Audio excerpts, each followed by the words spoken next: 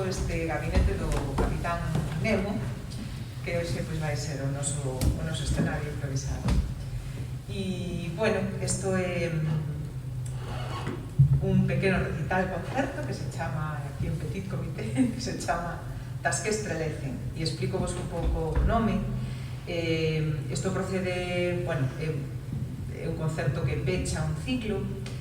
O ciclo comezou cunhas charlas en febreiro, que se chamaron Estrelecidas, sobre ciencia, arte, literatura e igualdade. Entón, a temática vai ser un pouco esa tamén, a que levaremos no longo deste recital. Haberá textos, poemas e música tamén.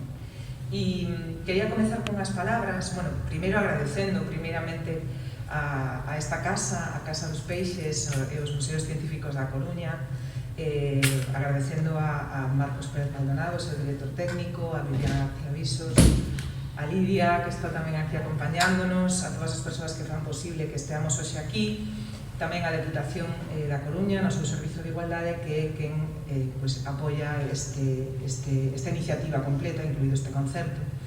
E estamos nesta casa, que é un lugar, bueno, como vedes, fabuloso para facer calquera tipo de intervención artística, musical. Non podemos berrar moito, que os peixes secas estresan, así que non imos facer, como tiñamos pensado, o concerto de heavy metal folk.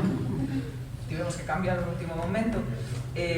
Facemos cousas máis suaviñas. Estaría máis Gastón, me parece que aquel, o Tiburón, está por ali atrás, que xa se chegou aí a cotillear un pouco. É aquel, non?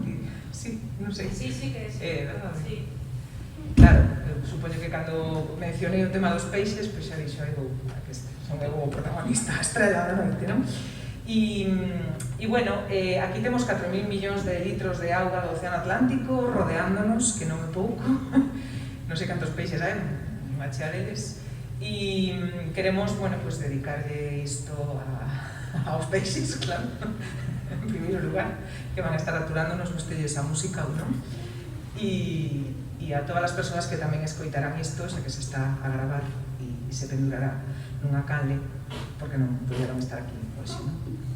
Así que quería comenzar con as palabras de Luisa Villalta, que é unha poeta coruñesa que finou hai uns anos e a quen lle dedico todo este ciclo, xa que, bueno, foi premiado nun concurso de ideas que leva o seu nome, Luisa Villalta, e ela, pois, un pouco tamén, ela era música, era violinista e un pouco, pois, tamén a inspiradora de todas estas iniciativas.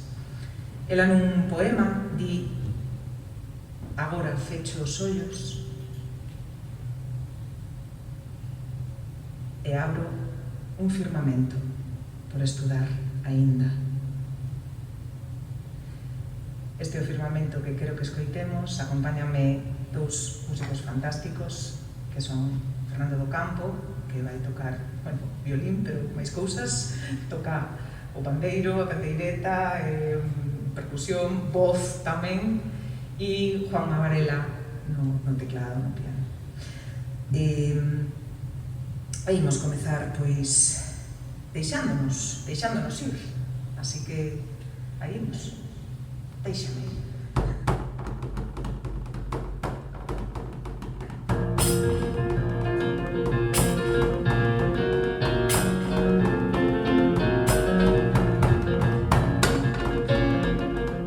Deixa a erva, deixa a